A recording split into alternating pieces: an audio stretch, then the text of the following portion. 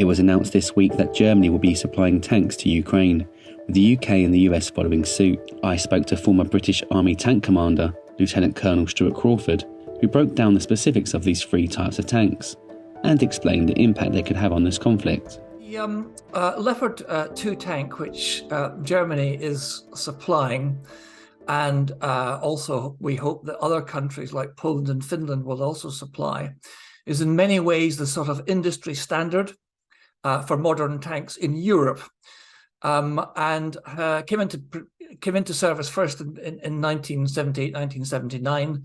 But the important thing about it is that it has been continuously upgraded since then, unlike the British Challenger 2, sadly. And so very much depends on what version Germany will send to Ukraine. I suspect it'll be one of the more modern versions with the improved armor, the longer gun, which gives it greater penetrating power, and so on. But the important thing about the Leopard tank is that it's got a very good gun, which is better now than the British rifled gun on the Challenger. It has an excellent 1,500 horsepower engine, is adequately armored, but more importantly is, and perhaps most important of all actually, is that it's very reliable, not prone to breakdowns, and has been designed with conscript soldiers in mind. So in many ways, it's easier to operate than the British or American tanks.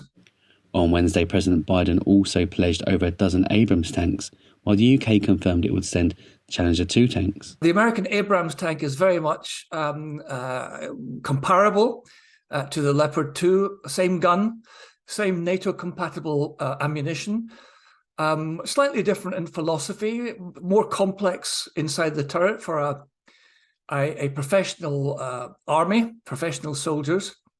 The biggest difference is that it has a gas turbine engine, which is very thirsty, although it does produce the same 1,500 brake horsepower that the Leopard tank has.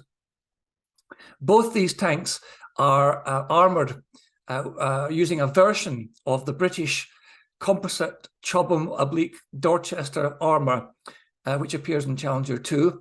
The UK donated that information and capability to our two major allies in NATO.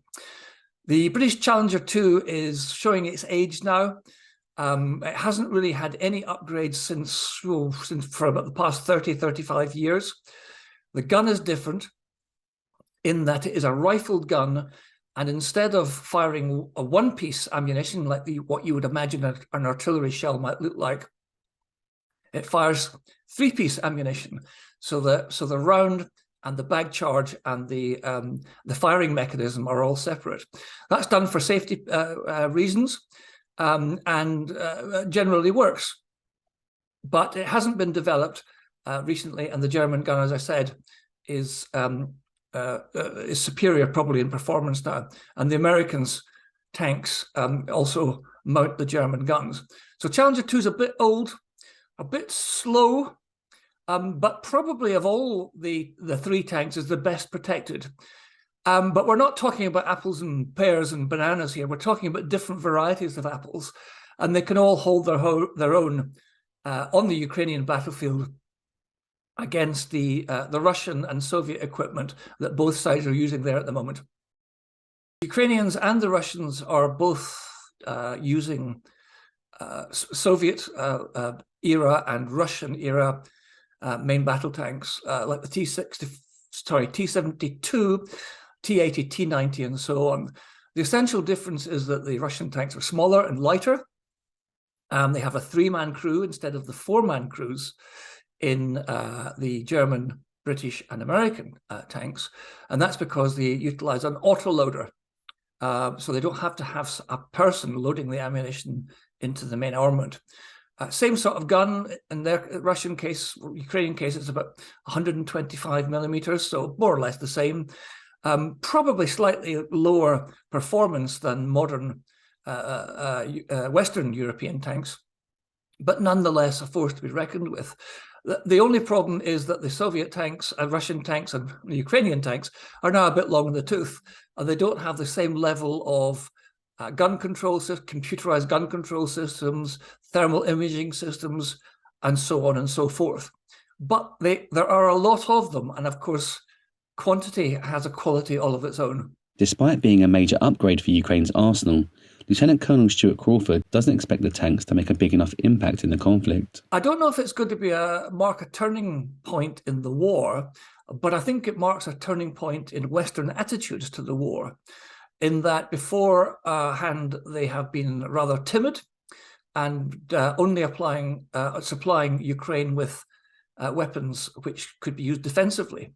And I think the supply of tanks now shows that we are prepared to provide weapons which can be used in the offensive. Well, I think they'll have a positive impact, but they are being sent in very small numbers, really. President Zelensky has asked for 300 tanks so that the Ukrainians can go on the offensive. I think he's been rather modest in his request. And if I'd been in his shoes, I'd have asked for 1,000 in the hope that I might get half that number. But maybe he just didn't want to sort of upset the apple cart.